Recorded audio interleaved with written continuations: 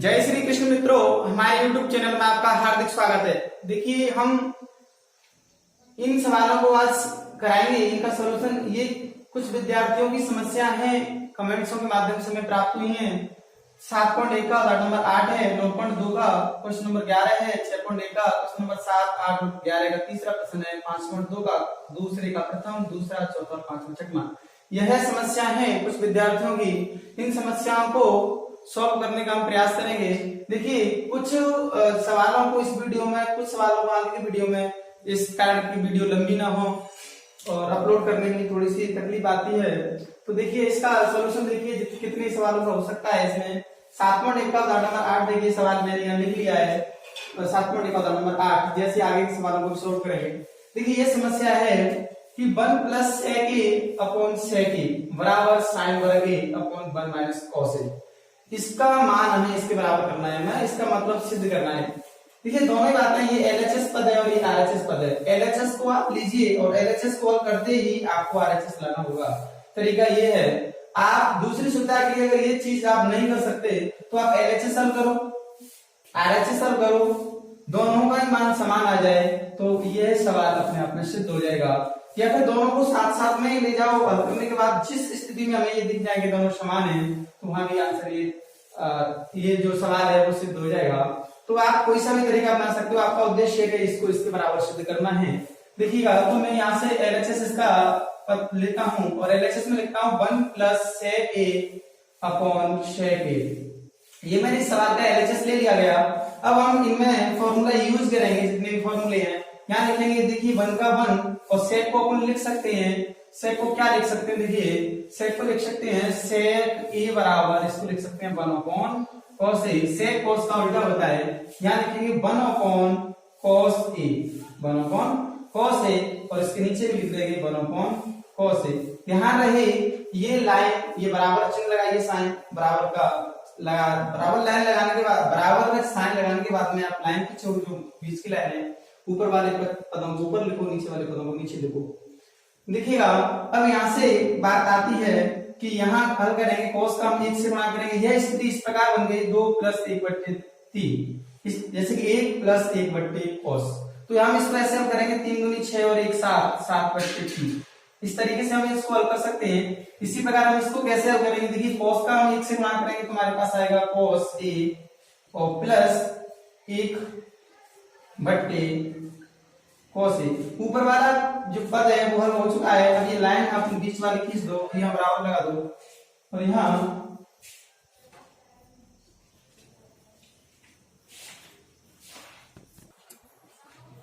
देखिए क्लास में कुछ व्यवधान आ जाता है। और यहाँ देखिए वीडियो के अंदर सवाल में क्या है कि cos a + 1 upon cos a, और यहाँ आगे नीचे लिखेंगे upon cos a।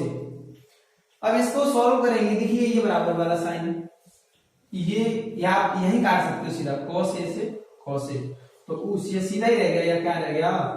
cos a + 1। हमने जब LHS सॉल्व किया, हल करते करते इसका आंसर आ गया cos a + 1। यदि हम RHS का मान भी यही लेके आते हैं, RHS का मान भी यही लेके आते हैं, 1 + cos a, फिर दोनों पक्ष बराबर हो जाएंगे और ये सिद्ध हो जाएगा।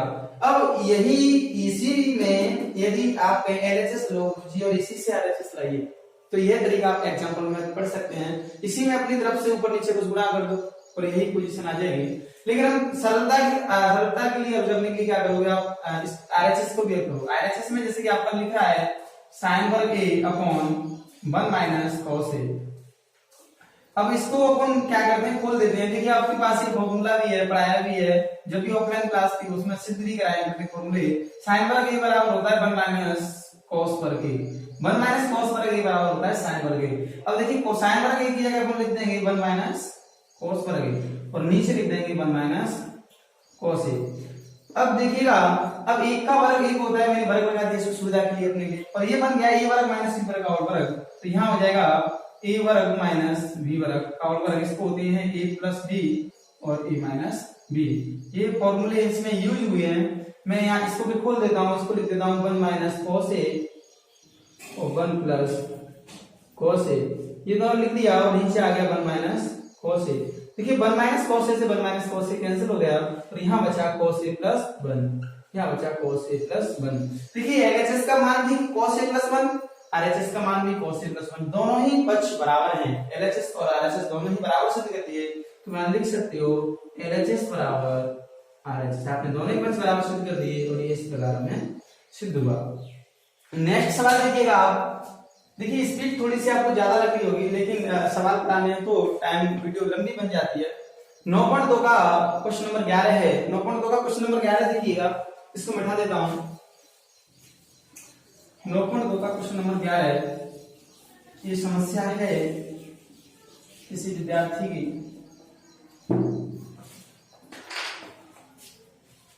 तो ये है 9.2 का क्वेश्चन नंबर 11। ज्ञात कीजिए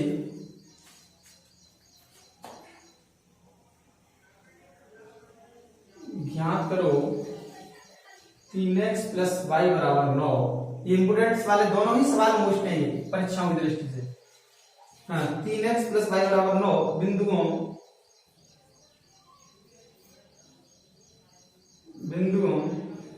1,3 और 2,7, 1,3 और 2,7 और को मिलाने वाले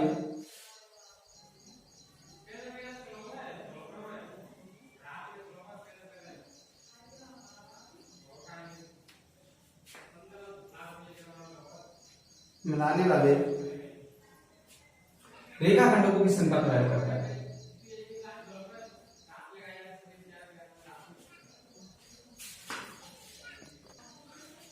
को मिलाने वाले रेखाखंडों को किस अनुपात में व्यक्त करता है? को मिलाने वाले रेखाखंड को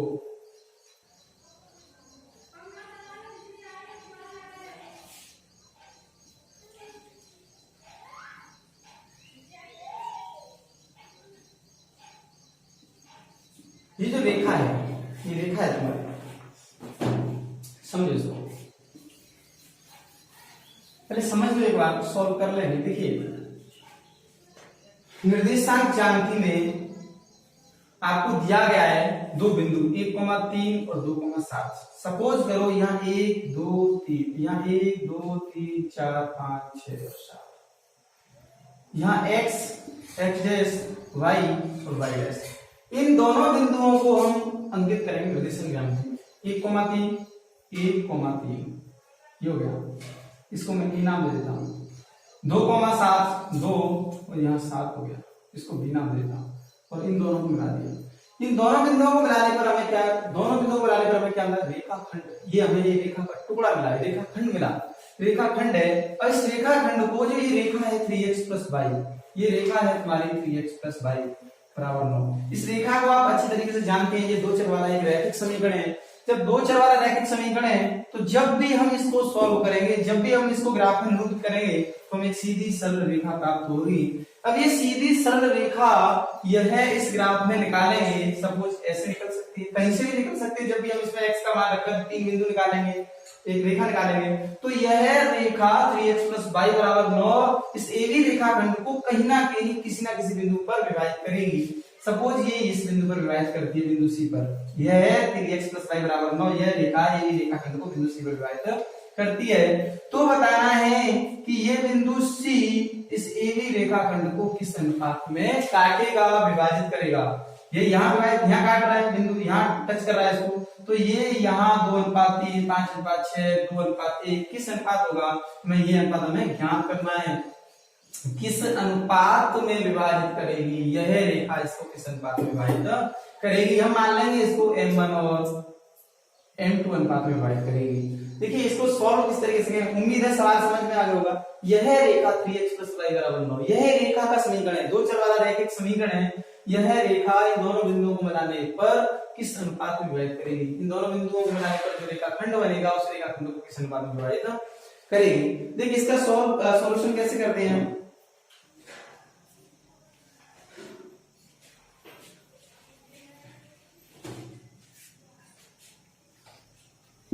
इसको मिटा देता हूं, समझ में आ गया होगा क्या सवाल के अंदर क्या लाना है।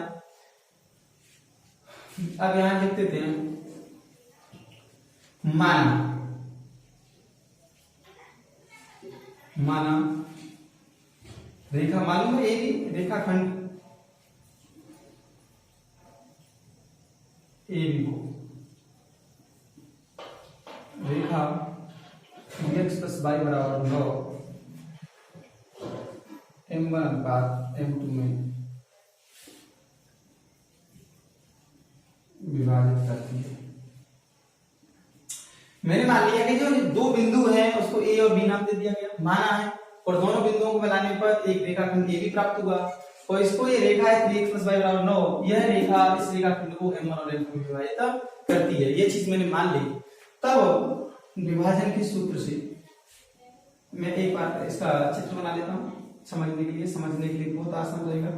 ये इसके निर्देशांक दिए गए आपको 1,3, और इसका निर्देशांक दिया गया है 2,7, और यह रेखा सपोज यहाँ से होकर काटती है, यह रेखा है तुम्हारी 3x प्लस वाई बराबर 9, और यह यहाँ काटेगी, x और y की निर्देशांक है, इसको मान सकते हो x1 और y1, इसको मान सकते हो x2 और y2, और ये भी निर्देशांक जानते हो, इसको कहीं ना कहीं काटेंगे तो इसका भी कोई निर्देशांक होगा, इसको c मान लो, इसको मान लो x और y, यह आपने पढ़ा है। अब देखिए विभाजन के सूत्र से, विभाजन के सूत्र से आपको फॉर्मूला है x बराबर m1 x2 plus m2 x1 बट्टे m1 प्लस m2। देखिए ये x है, x की जगह क्या लिखोगे आप, x लिखोगे, m1 का मान m1 है, किस अनुपात में आपने माना है, m1 और m2 में मैंने मान लिया तो इसको m1 और m2 में ये बिंदु डिवाइड करता है, तो m1 की जगह तो m1 है, x2 का मान 2 है, प्लस m2 की जगह m2 है, x1 का मान 1 है, और बट्टे m1 प्लस m2 है, यहाँ x बराबर आ गया 2m1 प्लस m2 बट्टे m1 प्लस m2, यह तुम्हारा x का मान आ गया। अब y का भी मान निकालेंगे इसी प्रकार, y बराबर भी होता है y2 प्लस m2 y1 बट्टे m1 प्लस m2, y बराबर m1 का मान तुम्हारे पास कितना है, m1 का मान m1 ही है, y2 का मान 7 है, प्लस m2 का मान m2 है, y1 का मान 3 है, बट्टे m1 प्लस m2, y बराबर 7m1 प्लस 3m2 बट्टे m1 प्लस m2। देखिएगा यह x और y के मान आ गए। ये x और y किस रेखा पर अंकित है, यह 3x प्लस y बराबर 2 पर अंकित है। x और y अगर ये दोनों मान अगर इस बिंदु के हैं तो निश्चित रूप से यह दोनों ही मान इस रेखा को संतुष्ट करेंगे। तो दोनों ही मानों x और y दोनों की मान हम इस रेखा में x और y की जगह रख देंगे, सॉल्व कर लेंगे और मान आ जाएगा, यही इसका मान अनुपात होगा। अब देखिएगा तब दोनों x और y दोनों के मान रेखा को संतुष्ट करेंगे। मैं सीधे लिख देता हूं 3x प्लस y बराबर 9, तो x का मान क्या है 3, x का मान लिखो यहाँ, x का मान है 2m1 प्लस m2 बट्टे m1 plus m2 plus y का मान है 7m1 प्लस 3m2 बट्टे m1 प्लस m2, ये मान दोनों के रख दिए और बराबर 9। अब देखिए 3 का अंदर गुणा कर दो, 3 दूनी 6m1 plus 3m2 m1 plus m2 और plus 7m1 3m2 m1 plus m2। देखिए दोनों के हर समान है, अंशों को जोड़ दो, लस कितना आ गया m1 प्लस m2, इसमें इसका भाग है। अब ये दोनों के समान है, ऊपर जोड़ दो, 6m1 7m1, तो कितने हो गए 13m1 प्लस 3m1 m2 और 3m2 कितने हो गए 6m2 बराबर कितना आएगा 9, बराबर कितना है 9। m1 m2 भाग में लग जाएंगे, गुणा हो जाएगा, ये हो जाएगा 13m1 6m2 बराबर 9m1 plus 9m2, m1 m1 एक तरफ 13m1 माइनस 9m1 बराबर 9m2 माइनस 6m2, यहाँ 13 में से 9 गया तो बचेगा तुम्हारा 4m1 बराबर 3m2। इसमें हम अनुपात निकालेंगे तो ये हो जाएगा m1 बट्टे m2 बराबर 3/4। तो आपका जो अनुपात आ गया वो m1 और m2 का अनुपात आ गया 3:4। यह हमारा उचित आंसर है। कह सकते हैं 3x + y = 9 इन दोनों बिंदुओं को मिलाने पर जो रेखाखंड प्राप्त होगा उस रेखाखंड को यह रेखा 3:4 में विभाजित करेगी। यह इसका उचित आंसर है।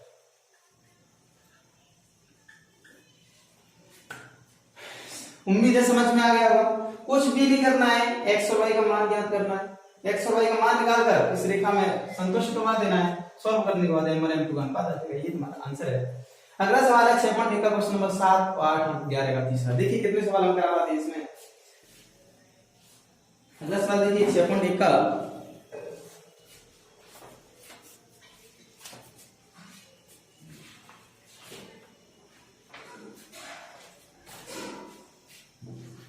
उठा लेता हूं इसको।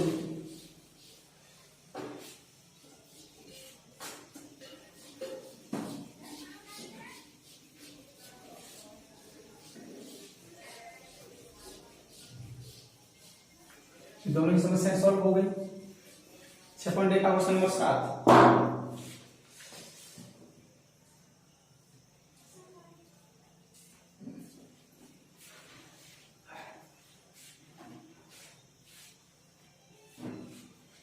देखिए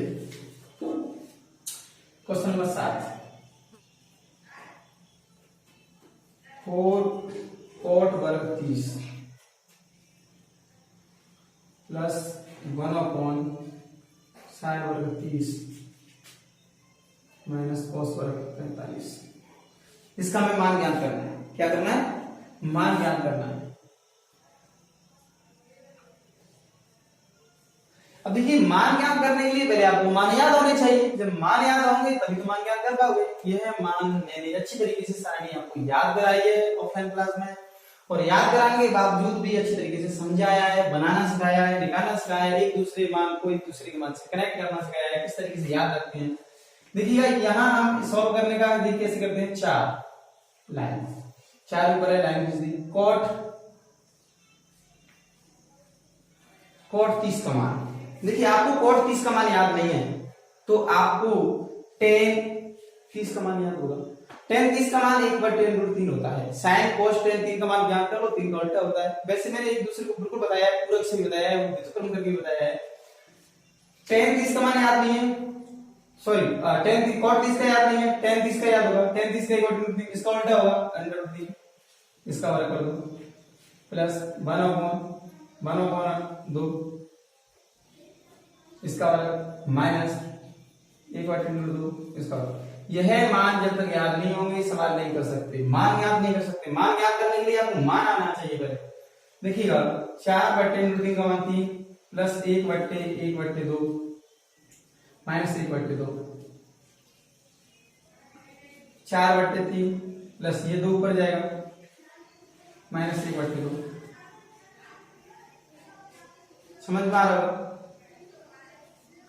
अब देखिए इसको करो, 3 दूनी 6, 6 और 4, 3 दूनी 6 और 6 और 4 10, 10/3 माइनस 1/2 प्लस आएगा तुम्हारा 6, 3 का भाग दोगे 2, 2 का गुणा करोगे 20 माइनस 2 का अपन भाग दोगे 3, 3 का गुणा करोगे ये आएगा 17/6।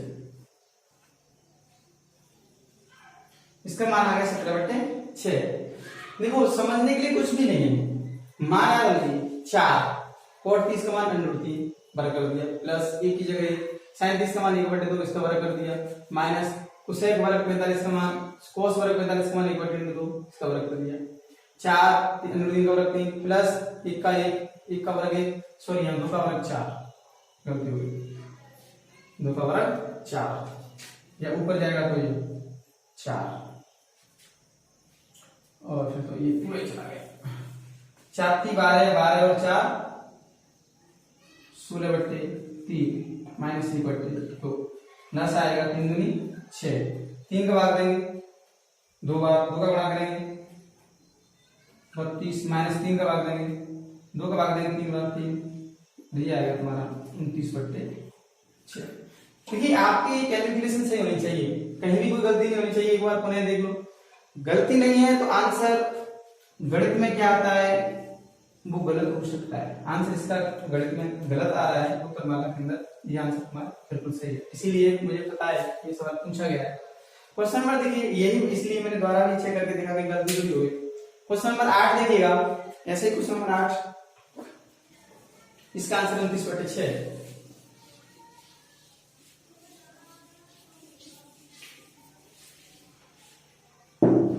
क्वेश्चन नंबर 8 है तुम्हारा 10 वर्ग 60 प्लस 4 साइन वर्ग 45 प्लस साइन वर्ग 90,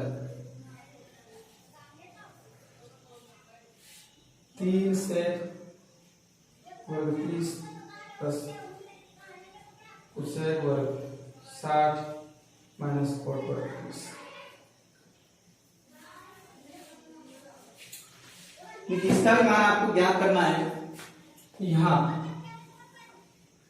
tan 60 का मान √3 प्लस 4 साइन 45 का मान 1/√2 इसका वर्ग प्लस साइन 90 का मान 1 इसका वर्ग, यही है साइन वर्ग 90, साइन वर्ग 90।